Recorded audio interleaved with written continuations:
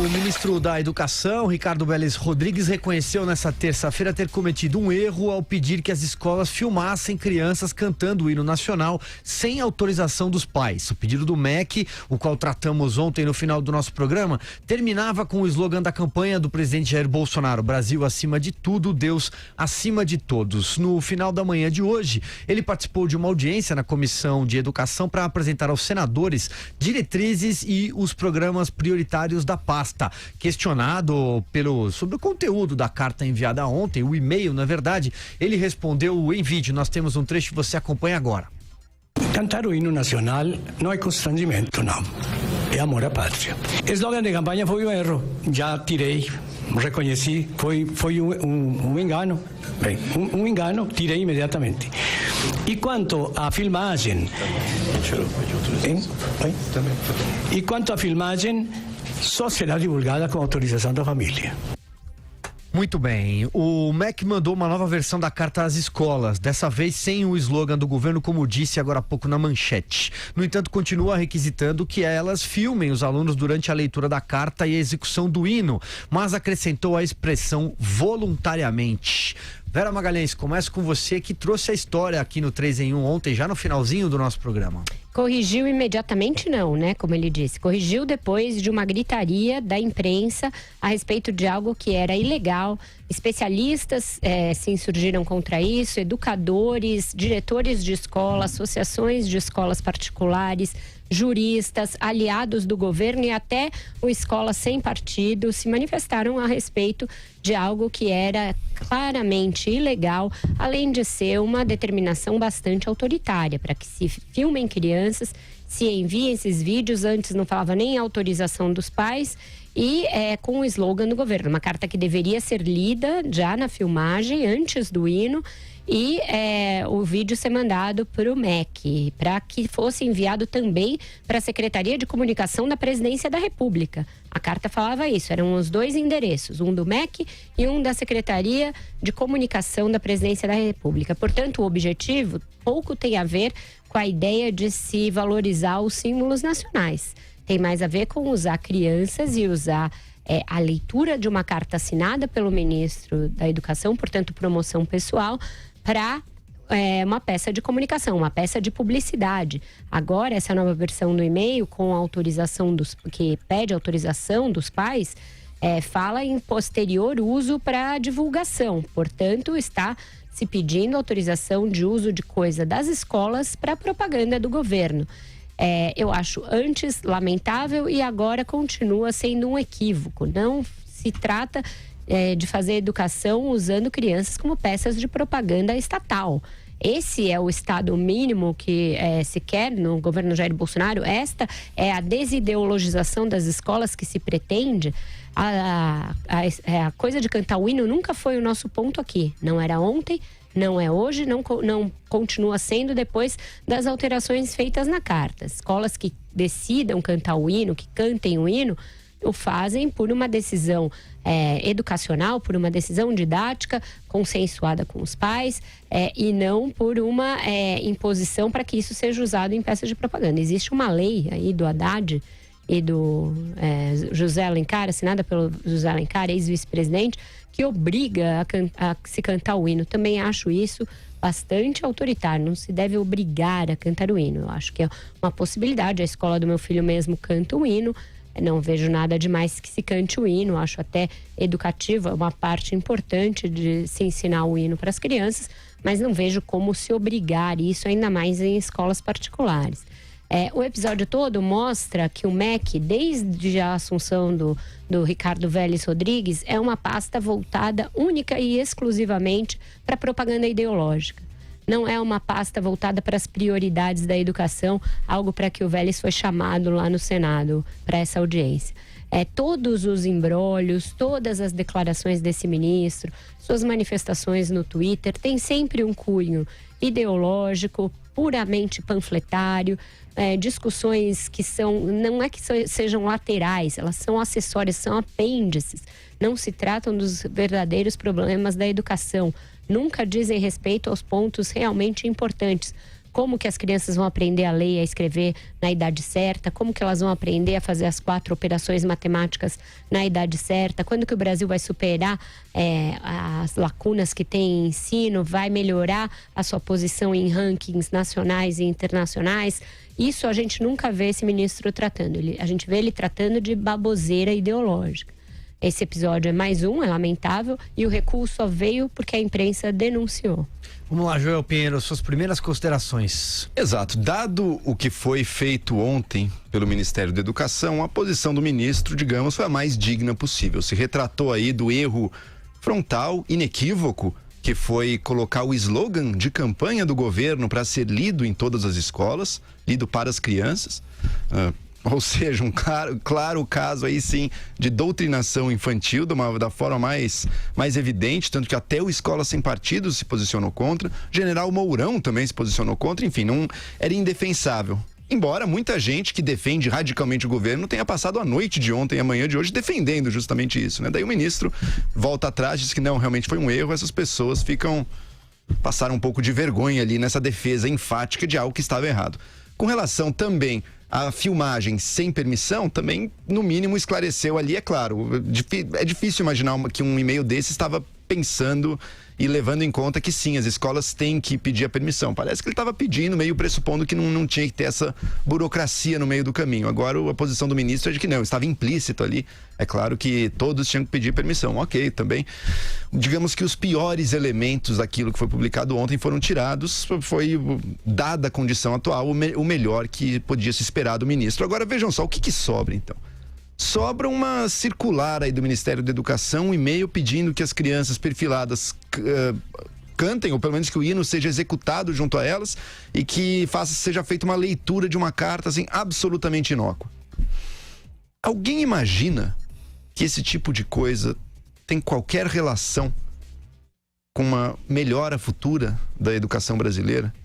Alguém imagina que esse tipo de medida meio simbólica, meio inócua, vai ter qualquer efeito sobre o analfabetismo no Brasil? Sobre o fato de que jovens formados no ensino médio brasileiro não sabem calcular uma fração? Não toca em nenhum dos problemas centrais, sérios, verdadeiros da nossa educação.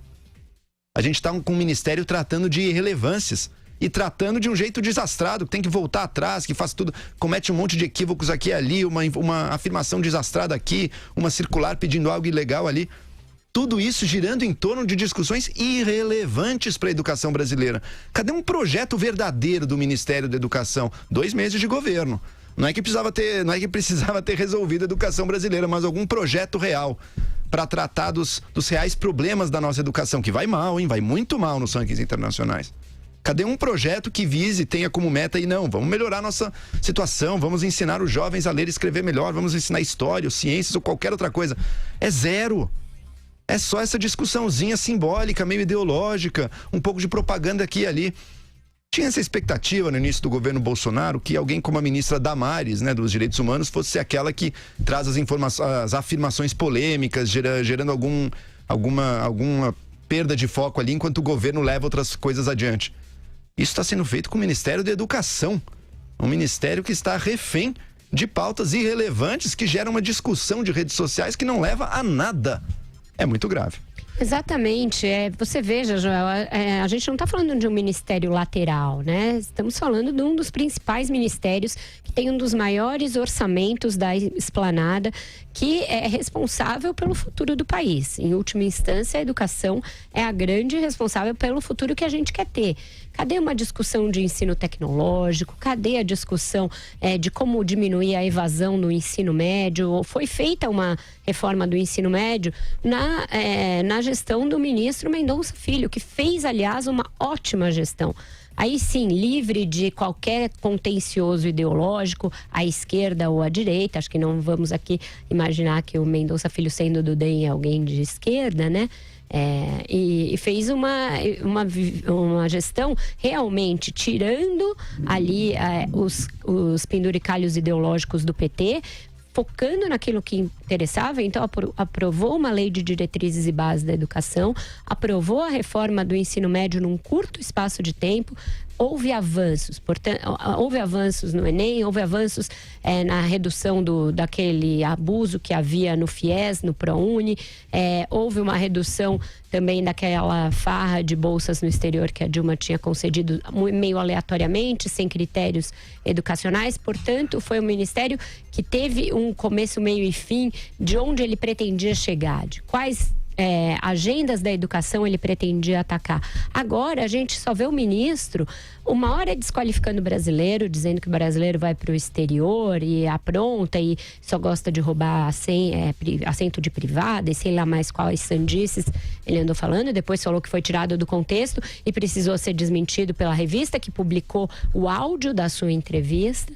E agora isso, aquela história dos livros didáticos que preferiram jogar no governo anterior, sendo que a portaria já tinha gente trabalhando, do Bolsonaro trabalhando na transição e foi assinada já na vigência do novo governo, lambanças que não se justificam numa pasta central do governo e não se justificam neste momento. O governo está num momento crucial, a gente vai tratar disso aqui. Rodrigo Maia, que é um entusiasta da reforma, está dando alertas cada dia mais eloquentes de que vai mal a articulação política do governo. O governo tem uma batalha hercúlea com a reforma da Previdência. Não é possível que seus outros ministros fiquem se distraindo com bobagens, distraindo a atenção do país com bobagens.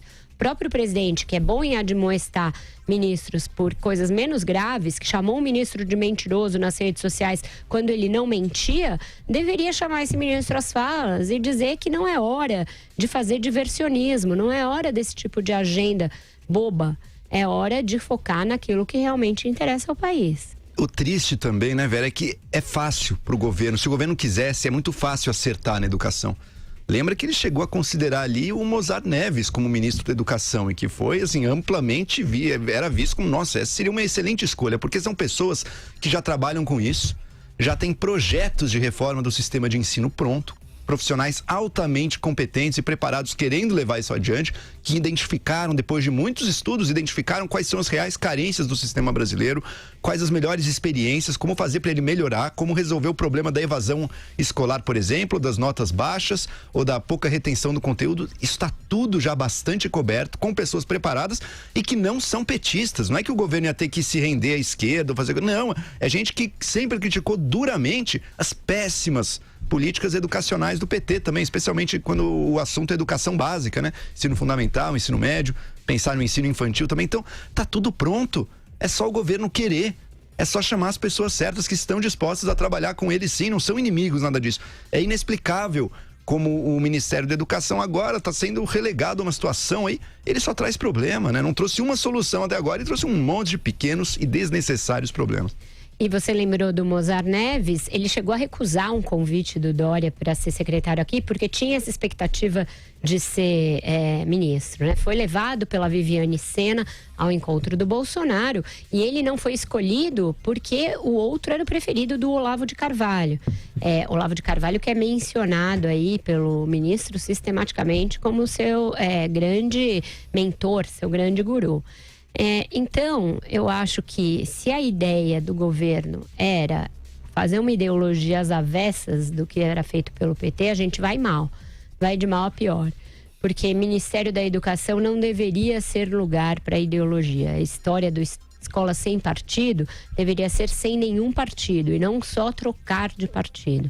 Então, vamos esperar que esse seja o último episódio deste naipe que a gente tenha de tratar nesse programa, porque é realmente constrangedor ter de discutir um ministro que manda para as escolas algo que seria bem típico do regime soviético.